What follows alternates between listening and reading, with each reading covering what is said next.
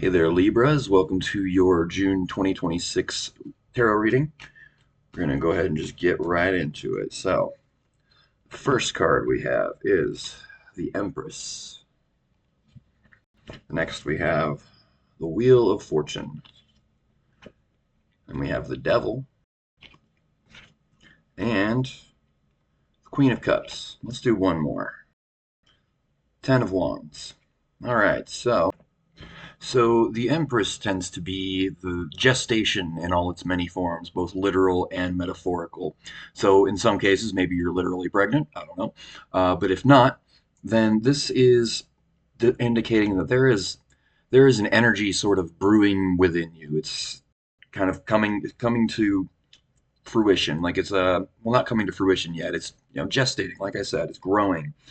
Um, and this is something that is kind of part of a new cycle. Like it's something that should have a very significant effect on your life in a positive way. But the devil here shows that there is some subconscious resistance to the whole thing. Very often, whenever you have a strong energy that is trying to work its way through you and become manifest in the world, if it's something that is different or may make an actual genuine difference in your life, typically the old patterns of the ego get kind of agitated. They don't like to let you change. So the devil here is kind of bringing up a little bit of a sense of, the Ten of Wands is kind of like an overcharge, like where like you can just kind of feel this energy that's just a little bit kind of uncomfortable, maybe a little restless. Sometimes it literally feels kind of like electricity in your nerves, maybe like a subtle kind of electricity, but it's not very pleasant. And then maybe this can sometimes make you feel agitated or restless, even if it's not directly related to whatever it is that's kind of brewing within you. It doesn't have to be related to a specific situation. It's just a feeling. So there's kind of like you could say a karmic blockage, so to speak, but karmic does not mean do something good and something good happens to you, or do something bad and bad. That's a watered down kind of westernized misinterpretation of the concept. Karma really is the process of your internal state of consciousness becoming manifest in the world around you, in your physical reality. And to make significant changes, you usually have to end up working through some kind of these emotional blockages. And really, the advice here so far is the Queen of Cups. Just try to like rest. If you're feeling like you want to push things along, or like you're kind of restless, like you want to just get to it, now is probably not the time to push too hard. This is a time where just setting back, letting that energy settle, let the thing finish growing inside of you, and then when it's ready, things will come to fruition on their own. But the more you try to push and the more you try to force it, the more likely it is that you're kind of just going to end up getting in your own way.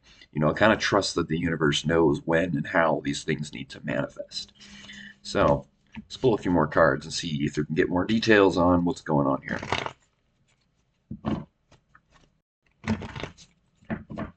All right.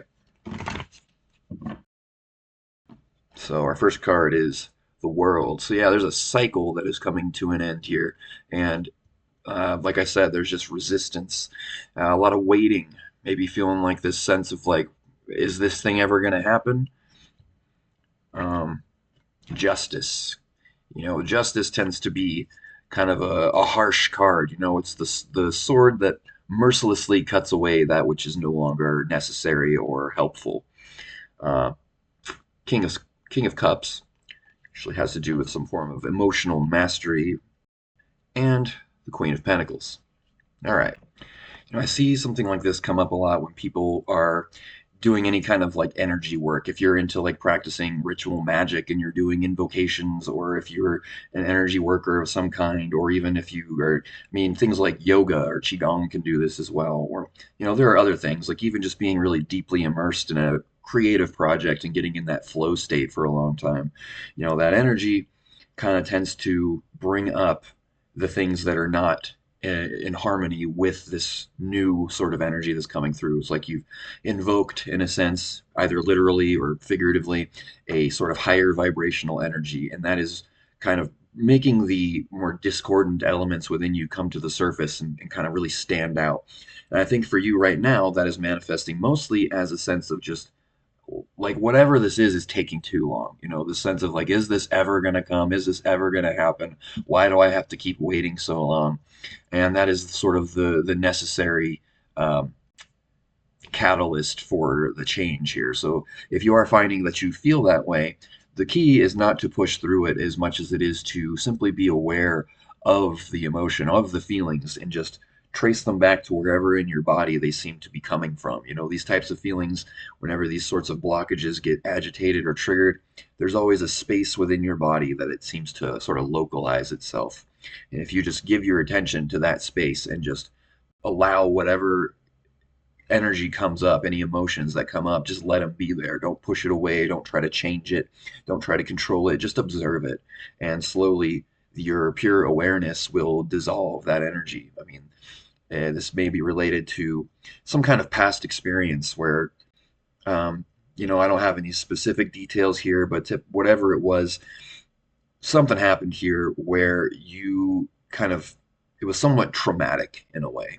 And traumas always end up storing themselves in the body, even if they're not like major traumas. There are a lot of, it's any emotion that is too powerful for you to want to look at it all at once, so you can't process it. And sometimes these things can come all the way back from childhood, and then the manifestation of it in your adult life might not seem to have anything to do with the original wound, but the emotional intensity of it is still the same. It's a different kind of manifestation of the same energy. So really, the solution is just to observe it, watch it, don't push it away, heal it. And whatever this is, it is leading you to a space where you have more than enough, the sense of having everything you need and being willing to share because you have more than you need, or more than enough. So whatever this is that's coming through, it does seem to be quite beneficial, very significant, leading to a real change in your life. Um, let's see, one more card. And the Queen of Wands. Yeah, and I think you may be experiencing the feeling of that energy leaving your body. Um, this can, like I said before, it can sometimes manifest as like a weird heat under your skin, or sort of like shivering kind of like electricity kind of moving through you, or sometimes it can lead to irritability or just the need to cry for no apparent reason. In any case, those are all just that energy trying to leave your system, and the more you kind of fight it, the longer it kind of stagnates in there. And if you hang on to it for too long, the thing that is supposed to be growing within you right now can sometimes kind of dissipate. That energy might go away if it takes too long. If you're too resistant to the change that's happening, sometimes that energy kind of wears off, and better luck next time. So anyways, I'm going to keep these videos short this time around. This is my return to YouTube. I'm kind of just testing the waters here. So uh, if you would like to get into a private reading, or you're interested in learning about the meanings of the cards, planets, and signs, I do have a new website down in the description below where you can book readings and find info and all that.